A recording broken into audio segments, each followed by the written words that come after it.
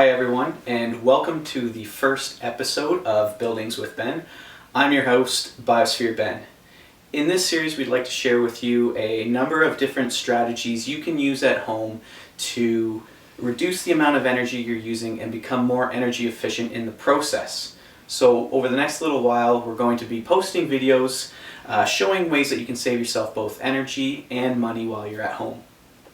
So I'm often asked, hey Biosphere Ben, what's the quickest and easiest way that I can reduce my energy consumption, reduce my greenhouse gas emissions, and save money in the process?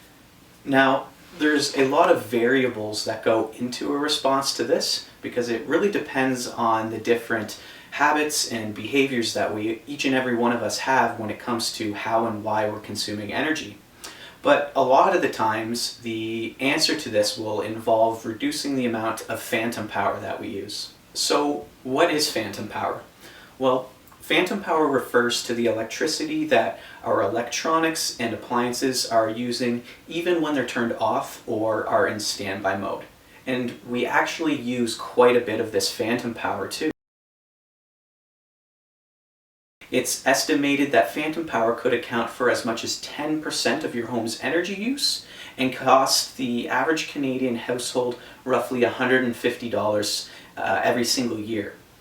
And the real kicker of this situation is that this isn't even energy that we're using because, again, it's being used by appliances and electronics that are turned off or are in standby mode.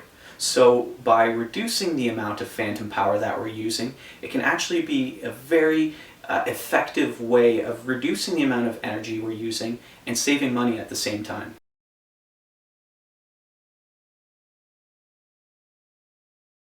To simply look for any sort of light that's signaling that it is turned off or in standby mode. Some common examples of items around your house that might be using phantom power include coffee makers, TVs, gaming consoles, and power bars. You can see here that I have a TV, and if we look a little closer here in the bottom left-hand corner, you'll notice that there's a small red light which is currently signaling that my TV is turned off. Now, in order to power this red light, my TV still needs to use electricity, even though it's turned off. And this is essentially what phantom power is. And the easiest way to reduce the amount of phantom power that my TV and appliances and other electronics are using are simply to unplug them when they're not in use.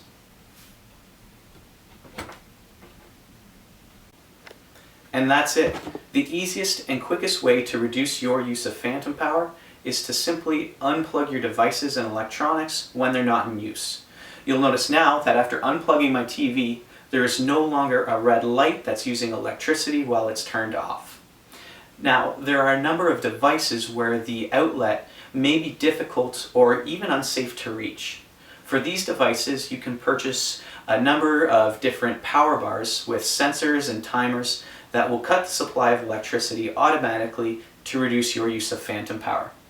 These have a range of different costs, but they're all available at your local hardware stores or online. But that's it, folks. Thanks for tuning in to the first episode of Buildings with Ben. Feel free to leave any comments below on what you're doing to save energy at home or any home energy questions that you may have. I'm your host, Biosphere Ben, and I'll be back next time with another home energy tip.